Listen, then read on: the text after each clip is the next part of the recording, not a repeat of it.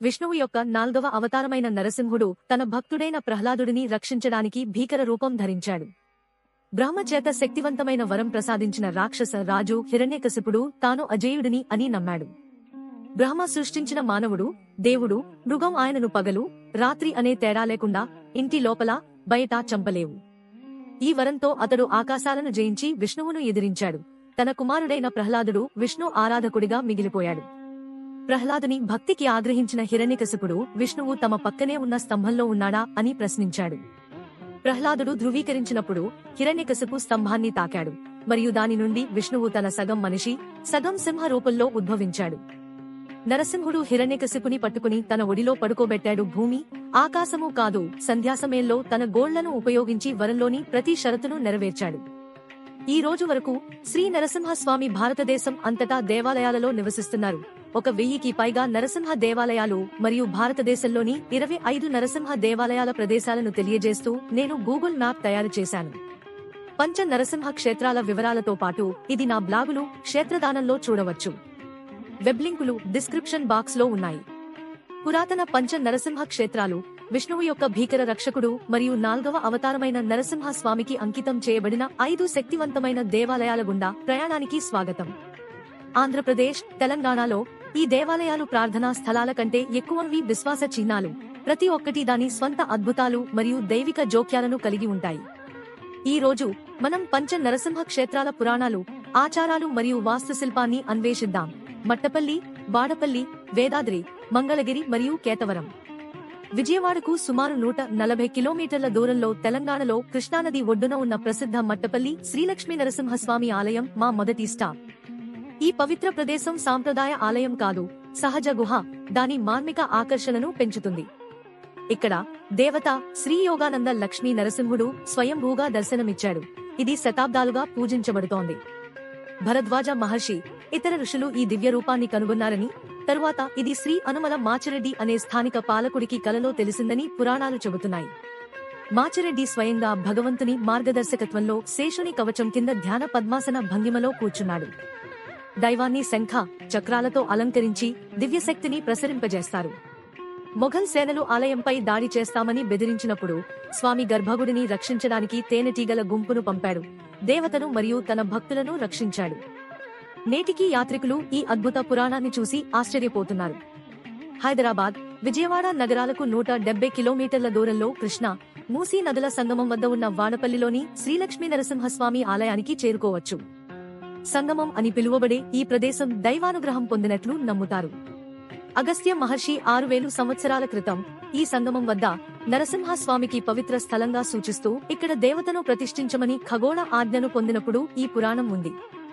వ్యాస భగవాన్ అనే మహర్షి కూడా ఇక్కడ ధ్యానం చేసి నరసింహుని భీకర ఉగ్రరూపంలో చూశాడని, హిరణ్యకశిపు అనే రాక్షసుడిని సంహరించాడని నమ్ముతారు. ఈ ఆలయ విశిష్టత ఏమిటంటే అఖండ దీపం, నరసింహుని శ్వాసను సూచించే దేవత పక్కన 2 శాశ్వత దీపాలు.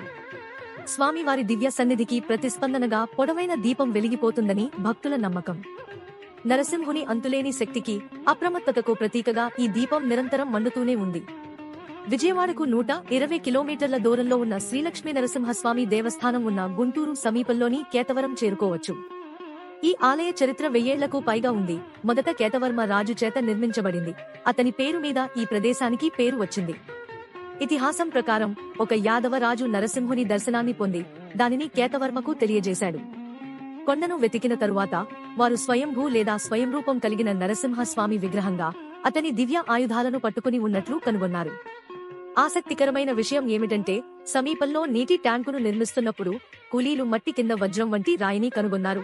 ఇది నరసింహుడికి వజ్రాలయం లేదా వజ్ర నివాసం అనే బిరుదును సంపాదించింది.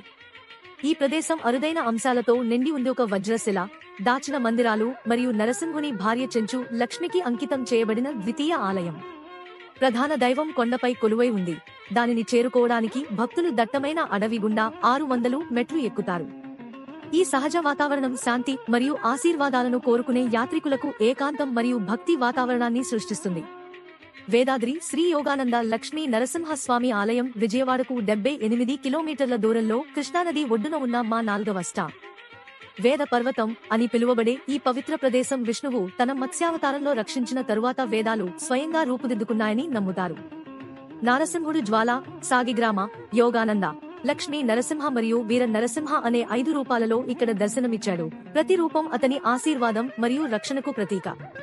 ఈ ఆలయంలోని ప్రధాన విగ్రహం నరసింహుడు లక్ష్మీదేవిని ఒడిలో పెట్టుకుని ఉన్నాడు మరియు ఆలయ సముదాయం విష్ణువు యొక్క వివిధ రూపాలు మరియు అతని అవతారాలకు అంకితం చేయబడిన మందిరాలను కలిగి ఉన్న గొప్ప నిర్మాణం.